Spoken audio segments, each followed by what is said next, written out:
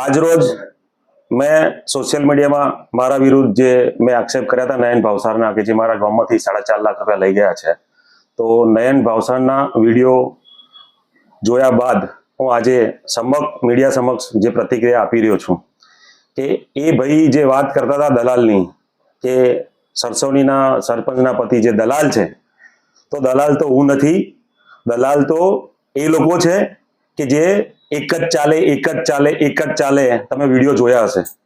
અને બીજું કે ધારાસભ્યોએ બી મારા પર જે આક્ષેપ કર્યા કે ભાઈ હવનમાં હાડકા નાખ્યા, આ નાખ્યા, તે નાખ્યા, પણ આ વાત તો જૂની થઈ ગઈ સાહેબ. એ હાડકા નાખવાનું કામ તો તમે 2017માં ચાલુ કર્યું હતું કે જે જસપાલસિંહ વખતે, અને અત્યારે જસપાલજીએ જે લાઈવ કર્યું ને એ જરા સાંભળો.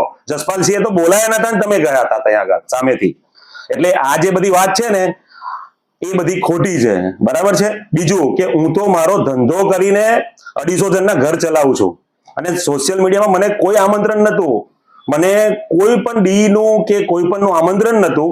એ આમંત્રણના કારણે મેં મારી રીતના ડિબેટ મારી ગોઠવી દીધી હતી. બાકી મને ખબર હોત કે મારું આમંત્રણ છે, મારો વહીવટ કરવાનો છે, તો હું ત્યાં હાજર હોત તમારી જોડે, બરાબર. એટલે મને કોઈ આમંત્રણ નતું, ને આમંત્રણ આપતા હતા તમે કે હું મહેમાન છું અને સરસોણી આવ્યો છું, તો તમારા ગોરિયા દ્વારા પિનાકીનભાઈ, સુરેશભાઈ છે ને, મારા ગામમાં 25 જણને ફોન કર્યા છે. તો આમંત્રણ નતું તો કેવી રીતના ફોન કર્યા તમે, બરાબર છે.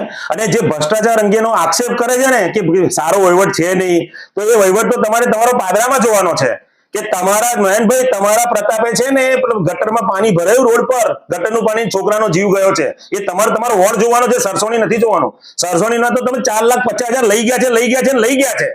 અને આ 4,50,000 વિરુદ્ધ છે ને મહિનામાં તો ફરિયાદ દાખલ થશે ભાઈ, તારે સાબિત થશે કે અમે દલાલ છે કે દલાલ તમે છે.